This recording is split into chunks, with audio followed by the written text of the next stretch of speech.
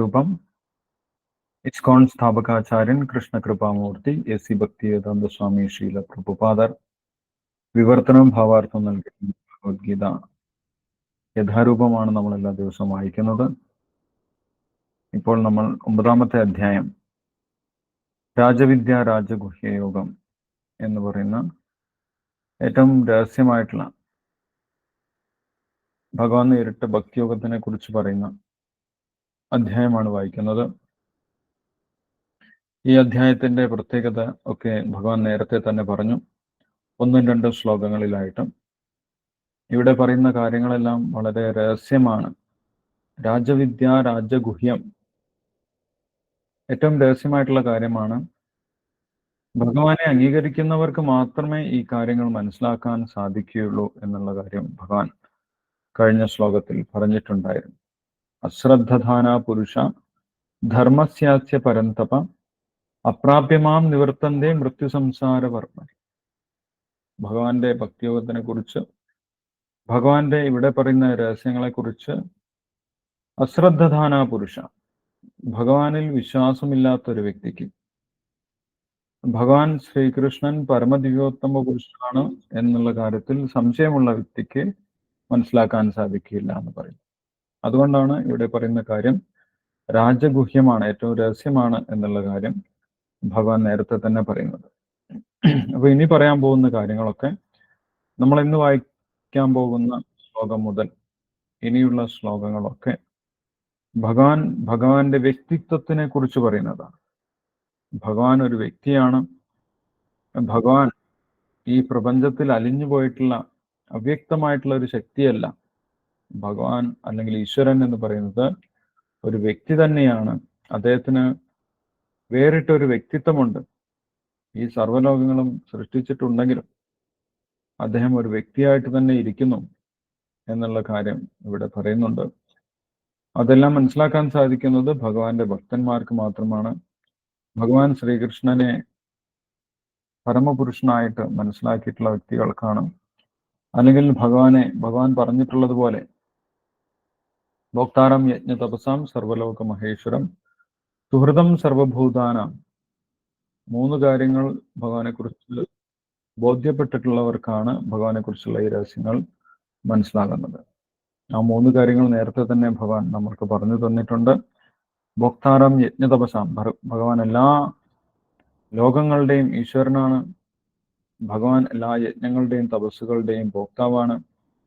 സുഹൃതം സർവഭൂതാനം, എല്ലാ ജീവജാലങ്ങളുടെയും സുഹൃത്തായിട്ടിരിക്കുന്നതും ഭഗവാനാണ് എന്ന് അംഗീകരിക്കുന്നവർക്കാണ് ഭഗവാനെ കുറിച്ചുള്ള ഇനി പറയാൻ പോകുന്ന രഹസ്യങ്ങൾ, രാജഗുഹ്യം, ഏറ്റവും ഗുഹ്യമായിട്ടുള്ള, ഏറ്റവും രഹസ്യമായിട്ടുള്ള കാര്യങ്ങൾ മനസ്സിലാക്കാൻ സാധിക്കുന്നത്. അല്ലാതെ സാധാരണ വ്യക്തികൾക്കൊന്നും മനസ്സിലാക്കാൻ സാധിക്കില്ല. ഇവൻ ഭഗവത്ഗീത വായിച്ചാൽ പോലും അവർക്ക് മനസ്സിലാകുകയില്ല.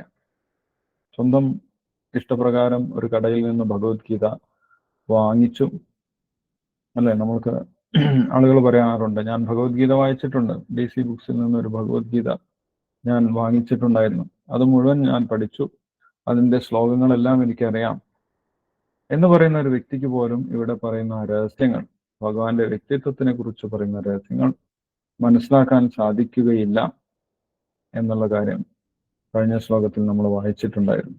3ാമത്തെ ശ്ലോകത്തിൽ അശ്രദ്ധധാന പുരുഷാഹ ധർമ്മസ്യാസ്യ പരന്തപ അപ്രാപ്യമാം നിവർത്തന്തേ മൃത്യു സംസാര വർമ്മനി എന്ന് ഭഗവാൻ പറഞ്ഞിട്ടുണ്ടായിരുന്നു. അവർ വീണ്ടും വീണ്ടും ഭഗവാനെ കുറിച്ച് മനസ്സിലാക്കാൻ സാധിക്കാത്തത് കൊണ്ട് ഈ ലോകത്തിൽ തന്നെ ചുറ്റിക്കറങ്ങേണ്ടി വരും. അവർക്കൊരിക്കലും ഭഗവാന്റെ അടുത്തേക്ക് തിരിച്ചു പോകാനും സാധിക്കുകയില്ല എന്നുള്ള കാര്യം ഭഗവാൻ പറഞ്ഞിട്ടുണ്ട്. അതുവരെയാണ് നമ്മൾ കഴിഞ്ഞ ശ്ലോകത്തിൽ നിന്ന് മനസ്സിലാക്കിയിട്ടുള്ളത്. നമ്മൾക്ക് ഇന്ന് വായിക്കാനുള്ളത് 4ാമത്തെ ശ്ലോകമാണ്. 9ാമത്തെ അധ്യായത്തിൽ 4ഉം 5ഉം ശ്ലോകങ്ങൾ നമ്മൾക്ക് ഇന്ന് വായിക്കാം. 4ഉം 5ഉം ശ്ലോകങ്ങൾ വളരെ കണക്റ്റഡ് ആണ്. 4ാമത്തെ ശ്ലോകം, മയാ തതമിതം സർവം ജഗദവ്യക്തമൂർത്തിന മസ്ഥാനി സർവഭൂതാനി നചാഹം തേഷു അവസ്ഥിത. 5ാമത്തെ ശ്ലോകം, നചമസ്ഥാനി ഭൂതാനി പശ്യമേ യോഗമൈശ്വരം ഭൂതപൃന്നജ ഭൂതസ്ഥോ മമാത്മാ ഭൂതഭാവന. ഈ 2 ശ്ലോകങ്ങളും വായിച്ചതിന് ശേഷം നമുക്ക് ഡിസ്കസ് ചെയ്യാം. ശ്ലോകം വിവർത്തനം ഭാവാർത്ഥം വായിച്ചോളൂ. ആദ്യം 4ന്റെ മാത്രം വായിച്ചോളൂ, 4ാമത്തെ ശ്ലോകം മാത്രം. അതിനുശേഷം പിന്നീട് ശ്ലോകം വായിക്കും. ഓക്കെ, യമുന മാതാജി വായിച്ചോ. ഹരേ കൃഷ്ണ. ഓം നമോ ഭഗവതേ വാസുദേവായ. ശ്രീമദ് ഭഗവത്ഗീത അധ്യായം 9 ശ്ലോകം 4. മയാ തദമിദം സർവം ജഗദവ്യക്തമൂർത്തിനാ മത്താനി സർവഭൂതാനി ന ചാഹം തേഷവസ്ഥിതഃ. അവ്യക്തമൂർത്തിന, വ്യക്തമല്ലാത്ത രൂപത്തിൽ, മയ എന്നാൽ സർവം എല്ലാ, ഇതം ജഗത് ഈ ജഗത്തും, തദം വ്യാപ്തമായിരിക്കുന്നു, സർവഭൂതാനി എല്ലാ ഭൂതങ്ങളും അഥവാ എല്ലാ ചരാചരങ്ങളും, മത്സ്ഥാനി എന്നിൽ സ്ഥിതി ചെയ്യുന്നവയാണ്, അഹം ഞാൻ, തേഷു അവയിൽ, നച അവസ്ഥിതഃ സ്ഥിതി ചെയ്യുകയല്ല. അവ്യക്തമായ രൂപത്തിൽ ഞാൻ ഈ പ്രപഞ്ചമെമ്പാടും വ്യാപിച്ചു നിൽക്കുന്നു. സർവഭൂതങ്ങളും എന്നിലാണ്, ഞാൻ അവയിലല്ല സ്ഥിതി ചെയ്യുന്നത്. ഭാവാർത്ഥം ശ്രീല പ്രഭുപാദർ കി ജയ്. പരമദിവ്യോത്തമ പുരുഷൻ സ്ഥൂലേന്ദ്രിയങ്ങൾക്ക് ഗോചരമല്ല. അത ശ്രീകൃഷ്ണ നാമാദി ന ഭവേത് ഗ്രാഹ്യമിന്ദ്രിയൈഃ സേവോന്മുഖേഹി ജിഹ്വാതൗ സ്വയമേവ സ്ഫുരത്യതഃ. ഭക്തിരസാമൃത സിന്ധു 1-2-234. ഭഗവാൻ ശ്രീകൃഷ്ണന്റെ നാമം, യശസ്, ലീലകൾ മുതലായവ ഭൗതികമായ ഇന്ദ്രിയങ്ങൾക്ക് വിഷയീഭവിക്കുന്നില്ല. പരിശുദ്ധ ഭക്തിയോടെ ശരിയായ മാർഗനിർദ്ദേശത്തോടെ ഭഗവത് സേവനത്തിൽ ഏർപ്പെടുന്നവർക്ക് അദ്ദേഹത്തെ അറിയാൻ കഴിയും.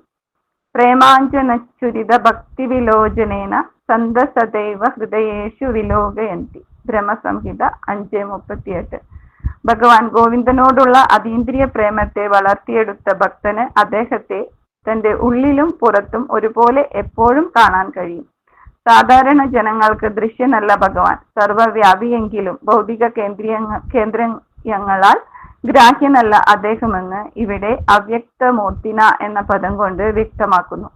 നമുക്ക് കാണാൻ കഴിയില്ലെങ്കിൽ കൂടി വാസ്തവത്തിൽ എല്ലാം അദ്ദേഹത്തിലാണ് നിലകൊള്ളുന്നത്.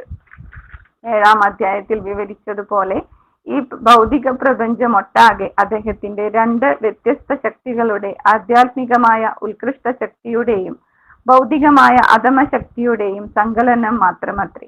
സൂര്യപ്രകാശം ലോകത്തിലെങ്ങും വ്യാപിക്കുന്നത് പോലെ ഭഗവത് ഇച്ഛയും ഭഗവത് ശക്തിയും സൃഷ്ടിജാലത്തിലെങ്ങും പ്രസരിക്കുന്നുണ്ട്. ആ ശക്തിയിലാണ് അവയുടെ നിലനിൽപ്പ്. എന്നാൽ ഇങ്ങനെ വ്യാപിച്ചിരിക്കുന്നത് കൊണ്ട് വ്യക്തിത്വം നഷ്ടപ്പെട്ടു എന്ന് കരുതേണ്ട. ഞാൻ എങ്ങും വ്യാപിച്ചു നിൽക്കുന്നു, എല്ലാം എന്നിലാണ്, എങ്കിലും ഞാൻ അവയിലല്ല എന്ന സൂക്തത്താൽ ഇത്തരം വാദഗതിയെ നിഷേധിക്കുകയാണ് കൃഷ്ണൻ ചെയ്യുന്നത്. ഉദാഹരണമായി, ഒരു രാജാവ് തന്റെ പ്രഭാവത്തിൽ ആവിഷ്കാരമായ ഭരണകൂടത്തിന്റെ തലവനാണ്. അതിന്റെ വിവിധ വകുപ്പുകൾ രാജാവിന്റെ ശക്തി പ്രഭാവങ്ങൾ തന്നെ. എല്ലാ വകുപ്പുകളും രാജാവിന്റെ അധികാരത്തിൽ നിലകൊള്ളുന്നു. എങ്കിലും ഓരോ വിഭാഗത്തെയും അദ്ദേഹം സ്വയം കൈകാര്യം ചെയ്യുമെന്ന് പ്രതീക്ഷിച്ചുകൂടാ. ഏകദേശ രൂപത്തിലുള്ള ഒരു ഉദാഹരണമാണിത്. അങ്ങനെ നമുക്ക് ഗോചരങ്ങളായ ആവിർഭാവങ്ങൾ, അവ ഭൗതിക ലോകത്തിലുള്ളവയായാലും ശരി, ആധ്യാത്മിക ലോകത്തിൽപ്പെട്ടവയായാലും ശരി, ഭഗവത് ശക്തിയിൽ അധിഷ്ഠിതങ്ങളാണ്. അവിടുത്തെ വിവിധ ശക്തികളുടെ സങ്കലനത്താലാണ് സൃഷ്ടി സംഭവിക്കുന്നത്. വിഷ്ടഭ്യാഹമിതം കൃഷ്ണം എന്ന് ഭഗവത്ഗീതയിൽ പറഞ്ഞിട്ടുള്ളതുപോലെ തന്റെ പ്രാതിനിധ്യം വഹിക്കുന്ന വിവിധ ശക്തികളുടെ വികിരണം വഴിയായി അദ്ദേഹം എവിടെയും സന്നിഹിതനുമാണ്. ഹരേ കൃഷ്ണ കൃഷ്ണ കൃഷ്ണ ഹരേ ഹരേ, ഹരേ രാമ രാമ രാമ ഹരേ ഹരേ. ഹരേ കൃഷ്ണ പ്രഭുജി. ഹരേ കൃഷ്ണ. Thank you Yamuna Mataji. ഹരേ കൃഷ്ണ. അപ്പോൾ ഭഗവാൻ അർജുനന് 2ാമത്തെ അധ്യായത്തിൽ ആത്മസാക്ഷാത്കാരത്തിന്റെ അടിസ്ഥാന തത്വങ്ങൾ സാഖ്യയോഗത്തിലൂടെ പറഞ്ഞു കൊടുത്തിട്ടുണ്ടായിരുന്നു. അവിടെ ഭഗവാൻ പറഞ്ഞിട്ടുള്ളത്, ആ സാഖ്യയോഗത്തിന്റെ ഭാഗത്ത് ഭഗവാൻ പറഞ്ഞിട്ടുള്ളത്, ശരീരവും ആത്മാവും വ്യത്യസ്തമാണ്. ശരീരം നശിക്കുന്നതാണ്, ആത്മാവ് നശിക്കുന്നതല്ല. ശരീരം നശിച്ചു കഴിഞ്ഞാലും ആത്മാവ് നിലനിൽക്കും. ഇങ്ങനെയുള്ള ആത്മാവിനെ കുറിച്ചുള്ള അടിസ്ഥാനപരമായിട്ടുള്ള കാര്യങ്ങൾ, ആത്മതത്വം ഭഗവാൻ അർജുന് പറഞ്ഞു കൊടുത്തിട്ടുണ്ടായിരുന്നു. അത് യഥാർത്ഥത്തിൽ മനസ്സിലാക്കുന്നവർക്ക് ആത്മസാക്ഷാത്കാരം ഉണ്ടാകും.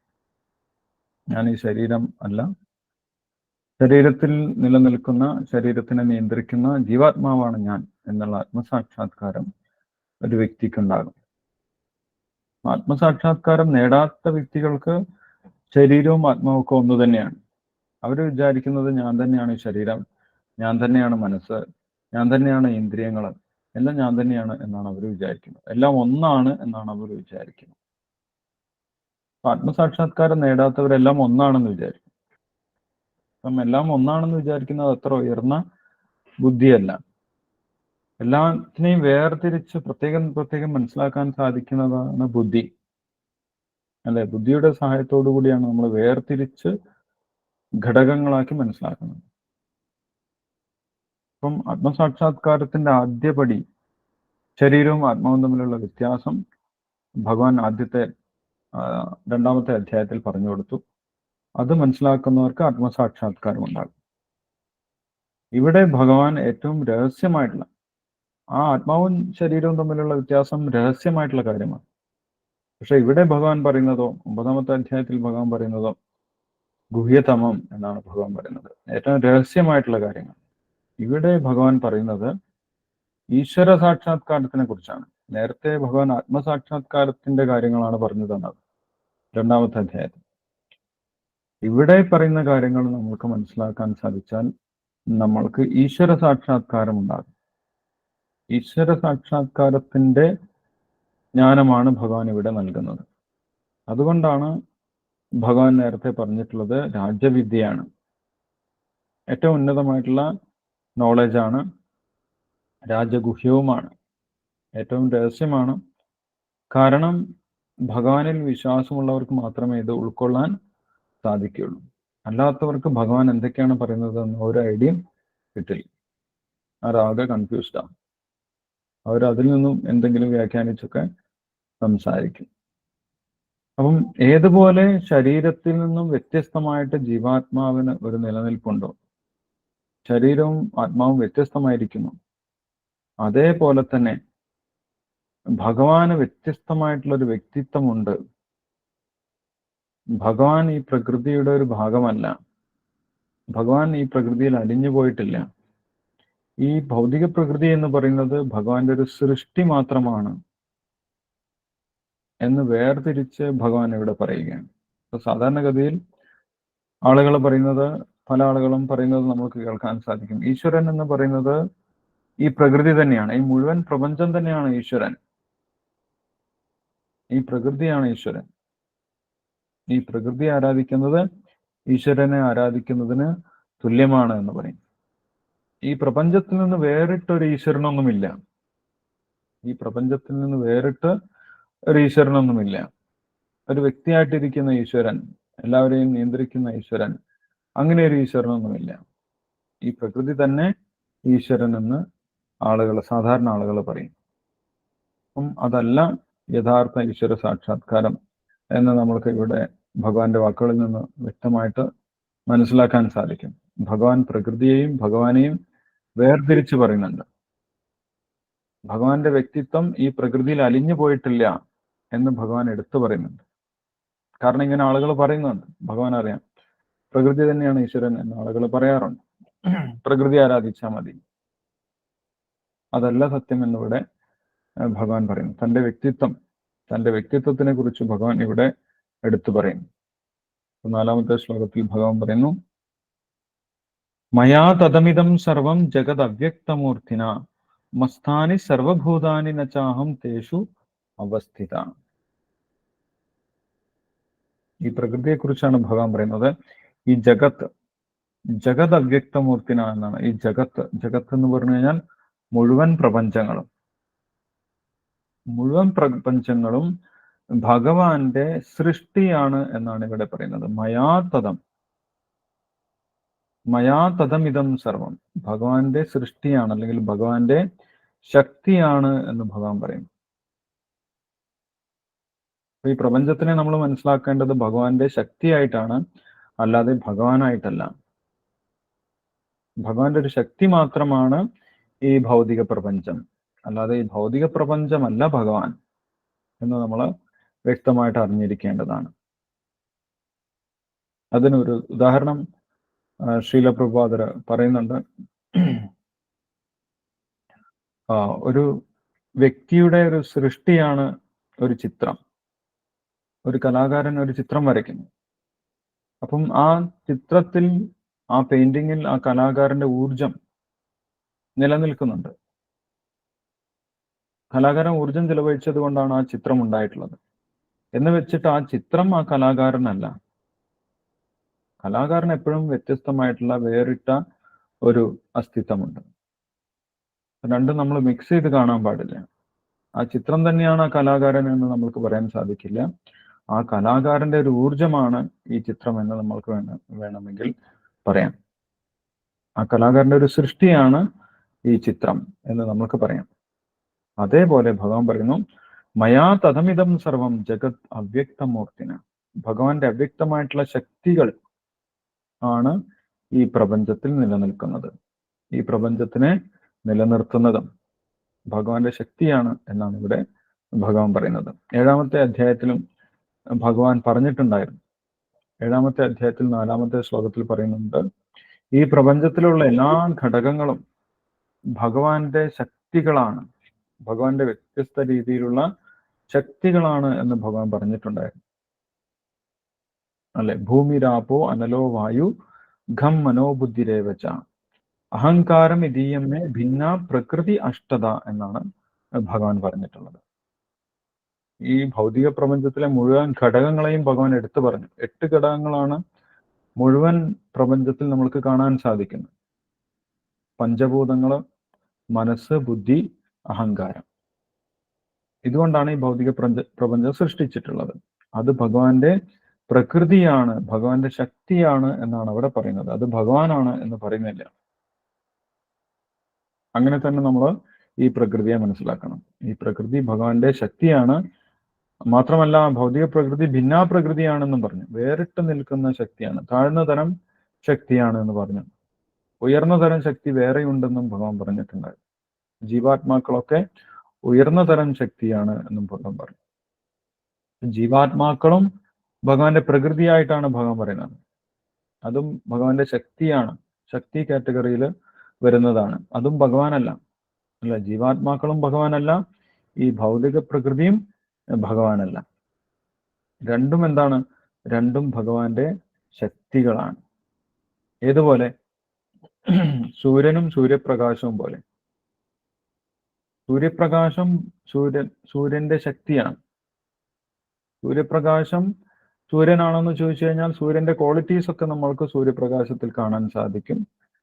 പക്ഷെ അത് സൂര്യപ്രകാശം സൂര്യനല്ല. സൂര്യപ്രകാശം പ്രപഞ്ചത്തിൽ മുഴുവൻ വ്യാപിക്കുന്നുണ്ട്.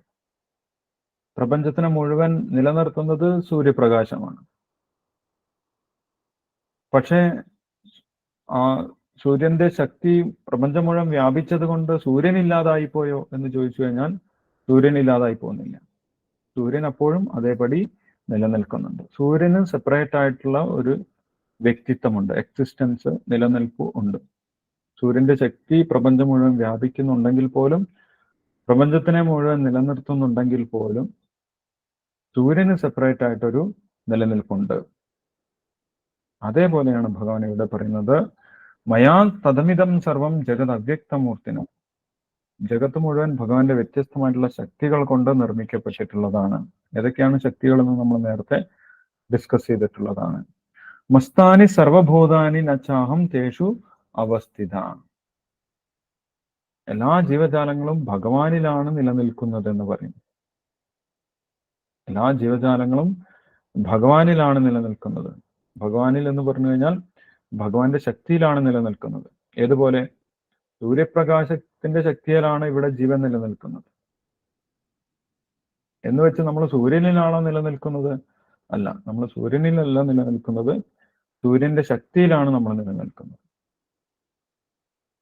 അപ്പോൾ ഭഗവാൻ പറഞ്ഞു, മസ്താനി സർവഭൂതാനി, എല്ലാ ജീവജാലങ്ങളും നിലനിൽക്കുന്നത് ഭഗവാന്റെ ശക്തിയിലാണ്. നച്ചാഹം തേഷവസ്ഥിത. വീണ്ടും ഭഗവാൻ പറയാണ്, ഞാൻ അതിലൊന്നും നിലനിൽക്കുന്നില്ല. അപ്പോൾ ഭഗവാന്റെ വ്യക്തിത്വത്തിനെ കുറിച്ച് മനസ്സിലാക്കാത്തവർക്ക് ഇത് വായിക്കുന്ന സമയത്ത് വലിയ കൺഫ്യൂഷൻ ഉണ്ടാകും. നചാഹം തേഷ അവസ്ഥിത, ഭഗവാൻ പറയുന്നു ഞാൻ അതിലൊന്നും നിലനിൽക്കുന്നില്ല. ഏതുപോലെ ഒരു ചിത്രകാരൻ ആ ചിത്രത്തിൽ ഇല്ലാത്തതുപോലെ, ആ ചിത്രകാരൻ ചിത്രമല്ലാത്തതുപോലെ, ചിത്രകാരന്റെ ഊർജമാണ് ചിത്രം, അതേപോലെ ഭഗവാന്റെ ഊർജമാണ് ഈ പ്രകൃതി, ഭഗവാന്റെ ശക്തിയാണ് ഈ ഭൗതിക പ്രകൃതി. എന്നാൽ ഭഗവാൻ എന്ന് പറയുന്നത് ഈ ഭൗതിക പ്രകൃതിയല്ല. അതാണ് ഇവിടെ ഭഗവാൻ എടുത്തു പറയുന്നത്, നചാഹം തേഷ അവസ്ഥിത, ഞാൻ ആ പ്രകൃതിയുടെ ഒരു ഭാഗമല്ല. പ്രകൃതിയിൽ നിന്ന് വേറിട്ട് ഭഗവാൻ ഒരു വ്യക്തിത്വം ഉണ്ട്, വ്യക്തമായിട്ടുള്ള വ്യക്തിത്വം ഉണ്ട് എന്ന് തന്നെയാണ് ഭഗവാൻ ഇവിടെ പറയുന്നത്. അപ്പൊ ഭഗവാന്റെ വ്യക്തിത്വത്തിനെ കുറിച്ച് അറിയാൻ വേണ്ടിയിട്ടാണ് ഈശ്വരൻ എന്ന് പറഞ്ഞു കഴിഞ്ഞാൽ, ഭഗവാൻ എന്ന് പറഞ്ഞു കഴിഞ്ഞാൽ ഈ പ്രപഞ്ചം മുഴുവൻ വ്യാപിച്ചിരിക്കുന്ന ഒരു ശക്തി എന്നുള്ള നിലവാരത്തിലാണ് നമ്മൾ സാധാരണഗതിയിൽ മനസ്സിലാക്കിയിട്ടുണ്ടാവുക. എല്ലാവരും പൊതുവെ മനസ്സിലാക്കുന്നത് അങ്ങനെയാണ്. അല്ല, ഈശ്വരനുണ്ട് എന്ന് വിശ്വസിക്കുന്നവർ പോലും പൊതുവെ വിശ്വസിക്കുന്നത് അങ്ങനെയാണ്. ഈശ്വരനില്ല എന്ന് വിചാരിക്കുന്നവർ പിന്നെ തീരെ ഒന്നിലും വിശ്വസിക്കുന്നില്ല. അവരുടെ ശക്തിയിൽ മാത്രമേ വിശ്വസിക്കുന്നുള്ളൂ. ഈശ്വരനുണ്ട് എന്ന് വിശ്വസിക്കുന്ന ആളുകൾ, അതായത് ഈശ്വരവാദികൾ, നിരീശ്വരവാദികളല്ലാത്തവർ, അവർ വിചാരിക്കുന്നത് എന്താണ്? ഈശ്വരൻ എന്ന് പറഞ്ഞു കഴിഞ്ഞാൽ ഈ പ്രപഞ്ചം മുഴുവൻ നിലനിർത്തുന്ന ഒരു ശക്തിയാണ് എന്നാണ്.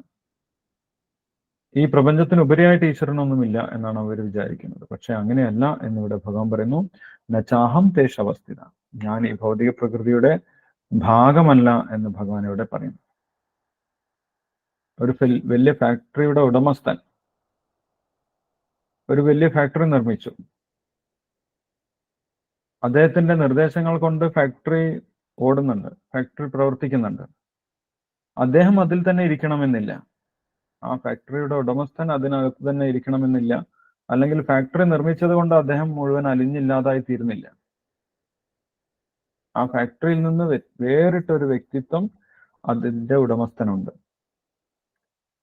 അദ്ദേഹത്തിന്റെ ഊർജത്താലാണ് അത് പ്രവർത്തിക്കുന്നത്. അദ്ദേഹത്തിന്റെ നിർദ്ദേശം, അദ്ദേഹത്തിന്റെ ഗൈഡൻസിലാണ് അത് പ്രവർത്തിക്കുന്നത്. ഫാക്ടറിയിൽ പോയി കഴിഞ്ഞാൽ അതിന്റെ ഉടമസ്ഥനെ കണ്ടുകൊള്ളണമെന്നില്ല, യാതൊരു നിർബന്ധവുമില്ല. കാരണം അദ്ദേഹം അതിൽ നിന്ന് വേറിട്ട് നിൽക്കുന്നു. അതേപോലെ ഭഗവാൻ ഇവിടെ പറയുന്നു, നചാഹം തേഷ അവസ്ഥിത, ഞാൻ ഈ പ്രകൃതിയിൽ നിലനിൽക്കുന്നില്ല. എനിക്ക് പ്രകൃതിയിൽ നിന്ന് വേറിട്ടൊരു വ്യക്തിത്വമുണ്ട്. അപ്പൊ ഭഗവാൻ എന്ന് പറയുന്നത് വ്യത്യസ്തമായിട്ടുള്ള ഒരു വ്യക്തി തന്നെയാണ്. അദ്ദേഹം ഈ പ്രകൃതിയുടെ ഒരു ഭാഗമല്ല, അല്ലെങ്കിൽ പ്രകൃതിയിൽ അദ്ദേഹം അലിഞ്ഞു പോയിട്ടില്ല എന്ന് ഭഗവാൻ ഇവിടെ എടുത്തു പറയുക. അലിഞ്ഞു പോയിട്ടുണ്ടെന്നാണ് മിക്കവാറും ആളുകൾ ചിന്തിക്കുന്നത്. അതുകൊണ്ടാണ് ഭഗവാൻ ഈ കാര്യം എടുത്തു പറയുന്നത്, ഞാൻ അതിന്റെ ഒരു ഭാഗമല്ല എന്ന് ഭഗവാൻ പറയുന്നു. അപ്പൊ ഭഗവാനെ മനസ്സിലാക്കുന്നതും സാധാരണഗതിയിൽ എളുപ്പമല്ല എന്ന ഭാവാർത്ഥത്തിൽ ശ്രീല പ്രഭാതർ പറയുന്നുണ്ട്.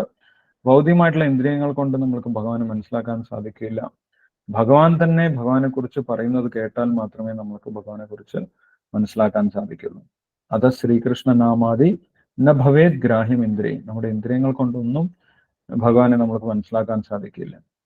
ഇങ്ങനെ ഭഗവാനെ കുറിച്ച് പറഞ്ഞു തരുന്ന സമയത്ത് നമ്മൾക്ക് അത് അതേപടി കേട്ട് കഴിഞ്ഞാൽ, ഭഗവാനെ സേവിച്ചു കഴിഞ്ഞാൽ, ഭഗവാനെ കുറിച്ച് കൂടുതൽ ജ്ഞാനം ഭഗവാൻ തന്നെ നമ്മൾക്ക് നൽകുകയാണ് ചെയ്യുന്നത്. അതാണ് ഭഗവാനെ കുറിച്ച് മനസ്സിലാക്കാനുള്ള മെത്തേഡ് എന്ന് ഭാവാർത്ഥത്തിൽ ശ്രീല പ്രഭാതർ പറഞ്ഞു തരുന്നുണ്ട്. അപ്പോൾ ഇത്രയും കാര്യം ഈ ഒരു ശ്ലോകത്തിൽ ഭഗവാൻ പറഞ്ഞു. ഭഗവാന്റെ ശക്തിയാണ് ഈ പ്രകൃതി എന്ന് പറയുന്നത്. ഭഗവാന്റെ ശക്തിയിലാണ് ഈ പ്രകൃതി മുഴുവൻ നിലനിൽക്കുന്നത്. മസ്താനി സർവഭൂതാനി, ഭഗവാന്റെ ശക്തിയിലാണ് ഈ പ്രകൃതി മുഴുവൻ നിലനിൽക്കുന്നത്. എന്നാൽ ഭഗവാൻ ആ പ്രകൃതിയുടെ ഒരു ഭാഗമല്ല. നചാഹം തേഷു അവസ്ഥിത എന്നും പറഞ്ഞു. ചിത്രകാരൻ ചിത്രത്തിൽ നിന്ന് വേറിട്ട് നിൽക്കുന്നത് പോലെ ഭഗവാൻ വ്യത്യസ്തമായിട്ടുള്ള ഒരു വ്യക്തിത്വം ഉണ്ടെന്നും പറഞ്ഞു. അതിന്റെ തുടർച്ച തന്നെയാണ് അടുത്ത ശ്ലോകവും, 5ാമത്തെ ശ്ലോകം. നചമസ്താനി ഭൂതാനി പശ്യമേ യോഗമൈശ്വരം ഭൂതഭൃന്നച ഭൂതസ്ഥോ മമാത്മാ ഭൂതഭാവന. ശ്ലോകം വായിച്ചോളൂ. 5ാമത്തെ ശ്ലോകം ഭാവാർത്ഥം വായിച്ചതിന് ശേഷം നമുക്ക് ഡിസ്കസ് ചെയ്യാം. ഹരേ കൃഷ്ണ പ്രഭുജി, ഞാൻ വായിച്ചോട്ടെ? വായിച്ചോളൂ മാതാജി. ഹരേ കൃഷ്ണ. ഓം നമോ ഭഗവതേ വാസുദേവായ. ന ച മസ്താനി ഭൂതാനി പശ്യ മേ യോഗമൈശ്വരം ഭൂതഭൃന്ന ച ഭൂതസ്ഥോ മമാത്മാ ഭൂതഭാവനഃ. ഭൂതാനി സകല ഭൂതങ്ങളും, മസ്താനി ച എന്നിൽ സ്ഥിതി ചെയ്യുന്നവയും, ന അല്ല, മേ എന്റെ, ഐശ്വര്യം അചിന്ത്യമായ, യോഗം യോഗശക്തിയെ, പശ്യ കാണുക, ഭൂതഭൃത് എല്ലാ ജീവജാലങ്ങളെയും നിലനിർത്തുന്നവനും, ഭൂതഭാവന ഭൂതങ്ങളുടെ ഉദ്ഭവസ്ഥാനവുമായ, മമ ആത്മാ ഞാൻ സ്വയം, ഭൂതസ്ഥ പ്രത്യക്ഷ പ്രപഞ്ചത്തിലും സ്ഥിതി ന ഭവതി ചെയ്യുന്നില്ല. സൃഷ്ടിജാലങ്ങളൊന്നും എന്നിൽ സ്ഥിതി ചെയ്യുന്നുമില്ല. എന്റെ യോഗപ്രഭാവം നോക്കൂ. സർവഭൂതങ്ങളുടെയും പരിപാലകനും സർവവ്യാപിയുമാണെങ്കിലും ഞാൻ ഈ പ്രത്യക്ഷ പ്രപഞ്ചത്തിന്റെ ഒരംശമല്ല, മറിച്ച് ഞാനാണ് ഈ പ്രപഞ്ചത്തിന്റെ ഉദ്ഭവസ്ഥാനം. ഭാവാർത്ഥം ശ്രീല പ്രഭുപാദർ കി ജയ്. എന്നിലാണ് എല്ലാം സ്ഥിതി ചെയ്യുന്നതെന്ന ഭഗവത് വാക്യം തെറ്റിദ്ധാരണക്കിടയാക്കരുത്. മസ്താനി സർവഭൂതാനി. ഭഗവാൻ ഭൗതികാവിർഭാവത്തിന്റെ സ്ഥിതി സംരക്ഷണങ്ങളിൽ നേരിട്ട് ഇടപെടുന്നില്ല. ഭൂഗോളത്തെ തോളിൽ ചുമന്നുകൊണ്ട് നിൽക്കുന്ന അറ്റ്ലസിന്റെ ചിത്രം പലരും കണ്ടിരിക്കും. ഭൂമണ്ഡലമാകുന്ന ഈ ഭാരം തോളിൽ എടുത്തുകൊണ്ട് അയാൾ നന്നേ ക്ഷീണിച്ചിട്ടുണ്ടെന്ന് തോന്നും. പ്രപഞ്ച സൃഷ്ടി മുഴുവൻ വഹിച്ചു നിൽക്കുന്ന അത്തരം ഒരു രൂപമാണ് കൃഷ്ണന്റേതെന്ന് സങ്കല്പിച്ചുകൂടാ. എല്ലാം എന്നിൽ സ്ഥിതി ചെയ്യുന്നുവെങ്കിലും ഞാൻ അവയിലല്ല എന്നാണ് അദ്ദേഹം പറയുന്നത്. ഗ്രഹവ്യൂഹങ്ങൾ അന്തരീക്ഷത്തിൽ ഒഴുകി നടക്കുകയാണ്. ആ അന്തരീക്ഷമാകട്ടെ ഭഗവത് ശക്തിയുമാണ്. അതിൽ നിന്ന് ഭിന്നനാണ് ഭഗവാൻ. അദ്ദേഹം സ്വതന്ത്രനായി സ്ഥിതി ചെയ്യുന്നു. തന്മൂലം അദ്ദേഹം പ്രസ്താവിക്കുന്നു, എന്റെ അചിന്ത്യ ശക്തി പ്രസരണത്തിൽ അവ നിലകൊള്ളുന്നു. പക്ഷേ പരമപുരുഷനായ ഞാൻ അവയിൽ നിന്ന് വ്യത്യസ്തനാണ് എന്ന്. ഇതാണ് അചിന്ത്യമായ ഭഗവാന്റെ ഐശ്വര്യം. വേദനിഘണ്ടുവായ നിരുക്തി പറയുന്നു, യുജ്യതേനേന ദുർഘടേഷു കാര്യേഷു. തന്റെ ശക്തികൾ വെളിവാക്കിക്കൊണ്ട് പരമപുരുഷൻ അത്യാശ്ചര്യങ്ങളായ ലീലകളാടുന്നു. വിവിധ ശക്തികളെ ഉൾക്കൊള്ളുന്നതാണ് ഭഗവാന്റെ വ്യക്തിത്വം. അദ്ദേഹത്തിന്റെ തീരുമാനം സത്യമായി ഭവിക്കുന്നു. ഇങ്ങനെയാണ് ഭഗവാനെ കുറിച്ച് മനസ്സിലാക്കേണ്ടത്. നമ്മൾ എന്തെങ്കിലും ഒന്ന് ചെയ്യാൻ ഉദ്ദേശിച്ചാൽ അതിന് പല വിഘ്നങ്ങളും ഉണ്ടായേക്കാം. ചിലപ്പോൾ ഉദ്ദിഷ്ട കാര്യങ്ങൾ നടത്താൻ കഴിയാതെയും വരാം. കൃഷ്ണൻ എന്തെങ്കിലും ചെയ്യണമെന്നുണ്ടെങ്കിൽ അത് ആഗ്രഹിച്ചാൽ മാത്രം മതി. എങ്ങനെയാണ് ഇതെല്ലാം ചെയ്തതെന്ന് നമുക്ക് ഊഹിക്കാൻ കൂടി സാധിക്കാത്ത വിധത്തിൽ ഭംഗിയായി അത് നിർവഹിക്കപ്പെടും. ഭഗവാൻ ഈ വസ്തുത വിവരിക്കുന്നുണ്ട്. ഈ ഭൗതിക സർഗത്തിന്റെ പരിപാലകനാണെങ്കിലും താൻ അതിനെ സ്പർശിക്കുന്നില്ല. തന്റെ ഇച്ഛാമാത്രയാൽ സർവവും സൃഷ്ടിക്കപ്പെടുന്നു, രക്ഷിക്കപ്പെടുന്നു, നശിപ്പിക്കപ്പെടുന്നു. തന്റെ മനസ്സ് തന്നിൽ നിന്ന് വ്യത്യസ്തമല്ല. നമുക്കും നമ്മുടെ ഭൗതിക മനസ്സിനും തമ്മിൽ വ്യത്യാസമുണ്ട്. ഭഗവാൻ നിരപേക്ഷമായ ആത്മാവാണ്. അവിടുന്ന് ഒരേ സമയം സർവ സൃഷ്ടികളിലും സന്നിഹിതനാണ്. അതേസമയം അദ്ദേഹം ഒരു വ്യക്തിയായിട്ടും നിലകൊള്ളുന്നത് എങ്ങനെയെന്ന് സാധാരണക്കാർക്ക് അറിയാൻ കഴിയില്ല. ഭൗതിക പ്രപഞ്ചത്തിൽ നിന്ന് വ്യത്യസ്തനാണ് കൃഷ്ണൻ, എങ്കിലും എല്ലാത്തിലും ആശ്രയസ്ഥാനവും. ഇതിനെയാണ് ഇവിടെ ഐശ്വര്യമായ യോഗം അഥവാ ഭഗവാന്റെ യോഗശക്തി എന്ന് വിവരിക്കുന്നത്. ഹരേ കൃഷ്ണ കൃഷ്ണ കൃഷ്ണ ഹരേ ഹരേ, ഹരേ രാമ രാമ രാമ ഹരേ ഹരേ. ഹരേ കൃഷ്ണ പ്രഭു. ഹരേ കൃഷ്ണ. Thank you Yamuna Mataji. ഹരേ കൃഷ്ണ. ഭഗവാൻ കഴിഞ്ഞ ശ്ലോകത്തിൽ പറഞ്ഞു മസ്താനി സർവഭൂതാനി, എല്ലാ ജീവജാലങ്ങളും നിലനിൽക്കുന്നത് എന്നിലാണ് എന്ന് പറയുന്ന സമയത്ത് നമ്മൾക്ക് ചിലപ്പോൾ വ്യത്യസ്തമായിട്ടുള്ള ഒരു ചിത്രം ഓർമ്മയിൽ വരാം. എല്ലാ ജീവജാലങ്ങളെയും നിലനിർത്തുന്ന, അതിനെ താങ്ങി നിർത്തുന്ന ഒരു വ്യക്തിയാണ് ഭഗവാൻ എന്ന് നമ്മൾ ചിന്തിക്കാതിരിക്കാൻ വേണ്ടി ഭഗവാൻ അത് കുറച്ചുകൂടി ക്ലിയർ ആക്കുകയാണ് ഈ ശ്ലോകത്തിൽ. ഭഗവാൻ പറയുന്നു, നച്ചമസ്താനി ഭൂതാനി പശ്യമേ യോഗമേശ്വരം. ഒരു ജീവജാലത്തിലും സൃഷ്ടിജാലങ്ങളൊന്നും എന്നിൽ സ്ഥിതി ചെയ്യുന്നുമില്ല.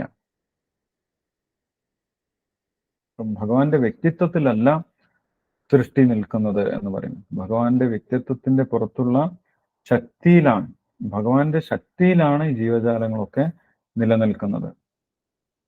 ഭഗവാന് ഈ സൃഷ്ടിയിൽ നിന്നും വളരെ വ്യത്യസ്തമായിട്ടുള്ള വ്യക്തിത്വമുണ്ട് എന്ന് തന്നെയാണ് ഭഗവാൻ ഇവിടെ പറയുന്നത്. എല്ലാ ജീവജാലങ്ങളെയും ഭഗവാൻ നിലനിർത്തുന്നു എന്ന് പറയുന്ന സമയത്ത് നേരിട്ട് വന്ന് ഈ പ്രപഞ്ചത്തിനെ നിലനിർത്തേണ്ട ആവശ്യം ഭഗവാനില്ല. നേരിട്ട് വന്ന് ഈ പ്രപഞ്ചത്തിനെ താങ്ങി നിർത്തേണ്ട ആവശ്യവും ഭഗവാനില്ല. ഭഗവാന്റെ യോഗശക്തി കൊണ്ട്, ഭഗവാന്റെ ആ യോഗം, ഐശ്വര്യമായിട്ടുള്ള യോഗശക്തി കൊണ്ട് ഈ പ്രപഞ്ചം ഭഗവാന്റെ മനസ്സിൽ ചിന്തിക്കുന്നത് കൊണ്ട് തന്നെ നിലനിൽക്കുകയാണ് ചെയ്യുന്നത്. പരാസ്യ ശക്തിർ വിവിധൈവ ശ്രൂയത എന്ന് വേദങ്ങളിൽ പറയുന്നുണ്ട്. ഭഗവാന്റെ നിർദ്ദേശങ്ങൾ പാലിക്കാൻ വേണ്ടി വ്യത്യസ്തമായിട്ടുള്ള ശക്തികളുണ്ട്. അപ്പോൾ ഭഗവാൻ അതിനെക്കുറിച്ച് ചിന്തിച്ചാൽ മാത്രം മതി ആ കാര്യങ്ങളൊക്കെ നടന്നുകൊള്ളും. ഭഗവാൻ നേരിട്ട് വരേണ്ട യാതൊരു ആവശ്യവുമില്ല. അപ്പൊ ജീവജാലങ്ങളെ നിലനിർത്താൻ വേണ്ടി ഭഗവാൻ നേരിട്ട് ഇവിടെ സന്നിഹിതനാവേണ്ട ആവശ്യമില്ല.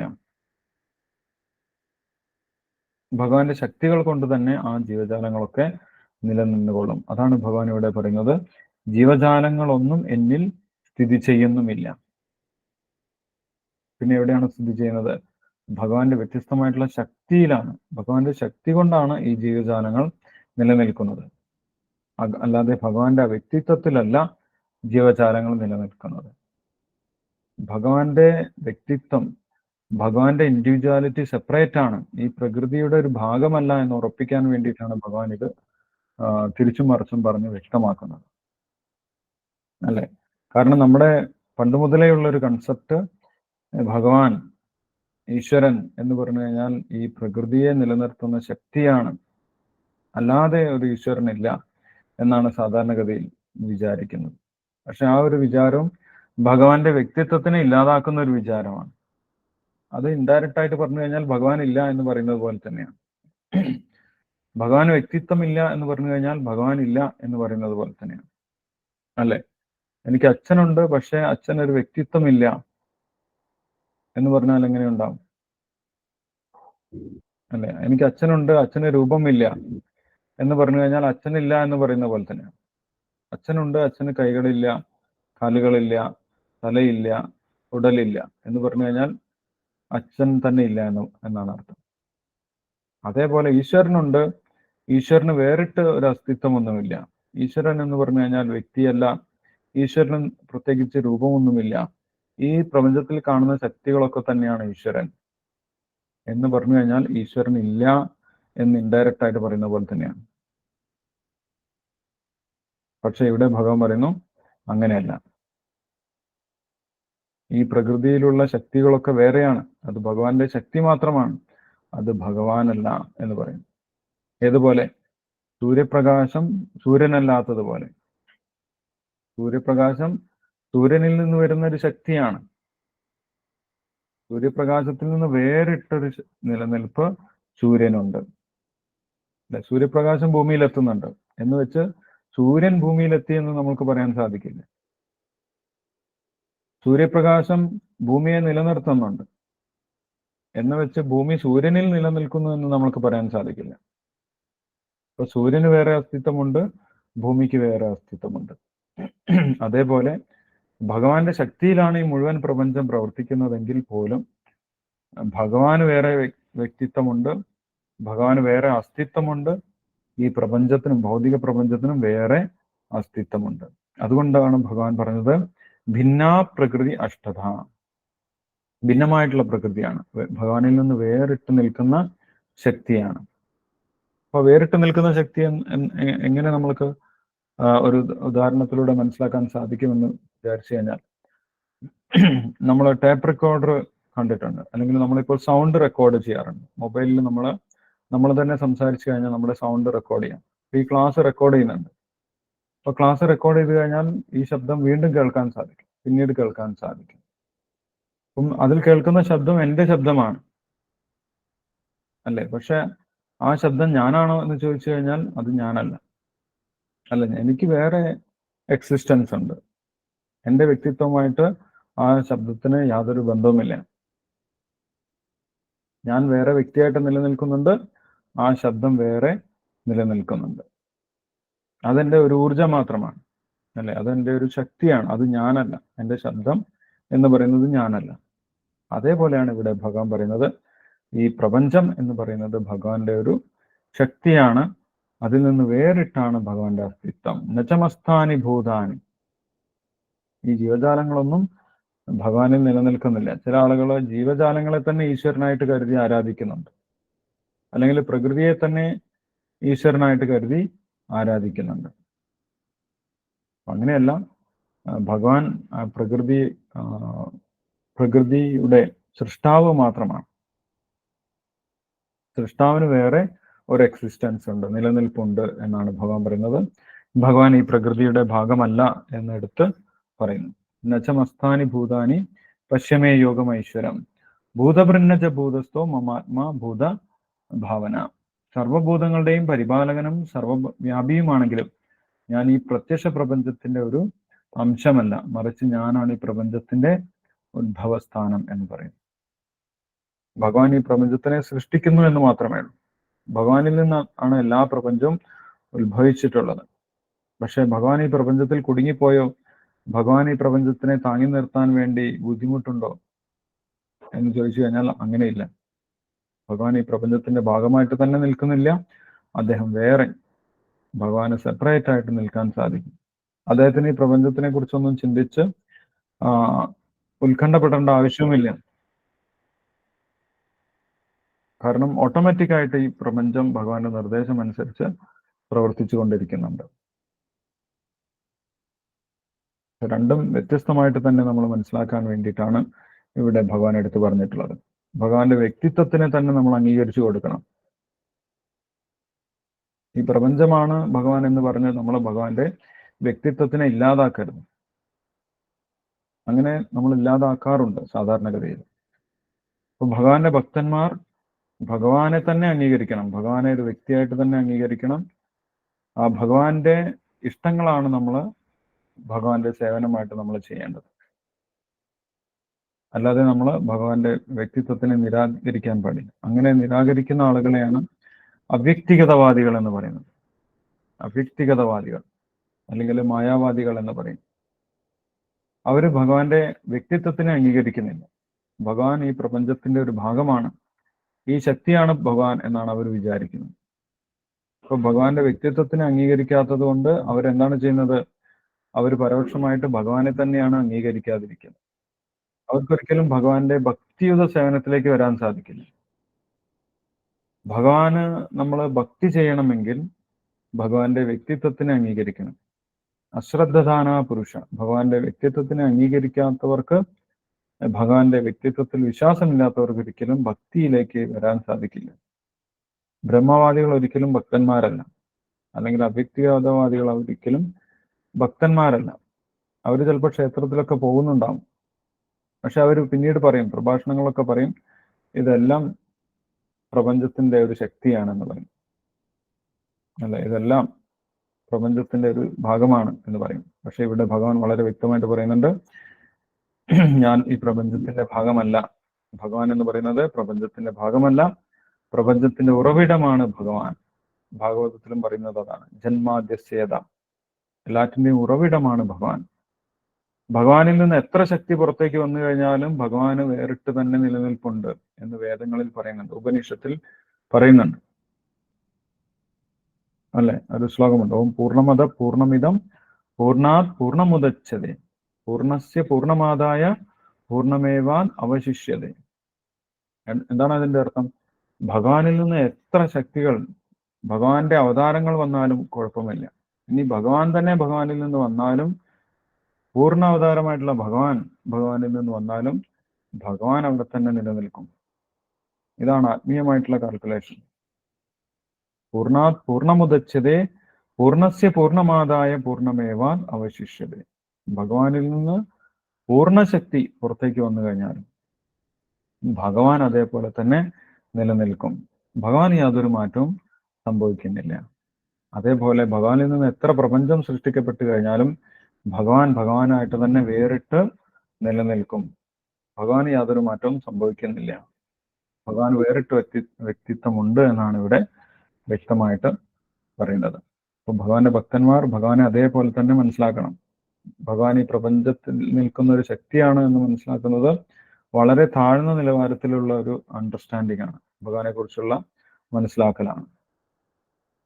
ഭഗവാൻ വേറിട്ട ഒരു വ്യക്തിയാണെന്ന് മനസ്സിലാക്കുന്നതാണ് ഉയർന്ന നിലവാരത്തിലുള്ള സാക്ഷാത്കാരം, ഈശ്വര സാക്ഷാത്കാരം എന്ന് പറയുന്നത്.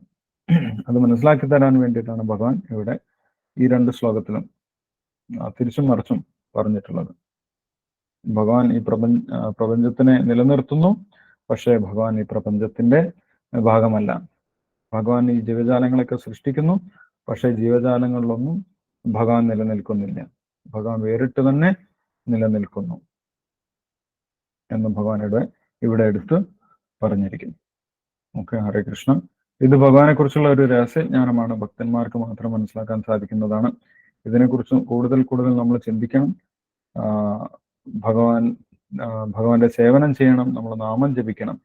അങ്ങനെ ഭഗവാന് സേവനം ചെയ്യുന്ന സമയത്താണ് നമുക്ക് ഭഗവാന്റെ വ്യക്തിത്വത്തിനെ കുറിച്ച് ഭഗവാൻ തന്നെ റിവീൽ ചെയ്യുന്നത്. അല്ലാത്തവർക്ക് ഭഗവാനെ കുറിച്ച് മനസ്സിലാക്കാൻ സാധിക്കില്ല എന്ന ഭാവാർത്ഥത്തിൽ ശ്രീല പ്രഭാതർ എടുത്തു പറയുന്നുണ്ട്. അത് ശ്രീകൃഷ്ണനാമാദി നഭവേദ് ഗ്രാഹ്യം ഇന്ദ്രിയെ. ഭഗവാനെ കുറിച്ചോ, ഭഗവാന്റെ വ്യക്തിത്വത്തിനെ കുറിച്ചോ, ഭഗവാന്റെ ഐശ്വര്യങ്ങളെ കുറിച്ചോ, ഭഗവാന്റെ വ്യത്യസ്തമായിട്ടുള്ള ശക്തികളെ കുറിച്ചോ, ഭഗവാന്റെ വിഭൂതികളെ കുറിച്ചോ നമ്മൾക്ക് ഭൗതികമായിട്ട് മനസ്സിലാക്കാൻ സാധിക്കില്ല. എങ്ങനെയാണ് മനസ്സിലാക്കാൻ സാധിക്കുന്നത്? ഭഗവാന് സേവനം ചെയ്യണം. സേവോന്മുഖേഹി ജിഹ്വാദോ സ്വയമേവ സ്ഫുരത്യത. ഭഗവാന് സേവനം ചെയ്യും തോറും നമ്മൾക്ക് ഭഗവാന്റെ വ്യക്തിത്വത്തിനെ കുറിച്ചും ഭഗവാന്റെ വിഭൂതികളെ കുറിച്ചും ഭഗവാന്റെ ഐശ്വര്യങ്ങളെ കുറിച്ചും നമ്മൾക്ക് ശരിയായ രീതിയിൽ ബോധ്യമുണ്ടാകും എന്നാണ് പറയുന്നത്. ഹരേ കൃഷ്ണ. നമ്മൾക്ക് അടുത്ത ദിവസം അടുത്ത ശ്ലോകം വായിക്കാം.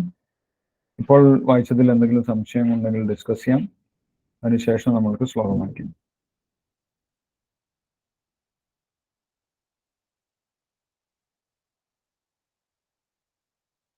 യെസ്, സംശയമൊന്നുമില്ല എന്ന് വിചാരിക്കുന്നു.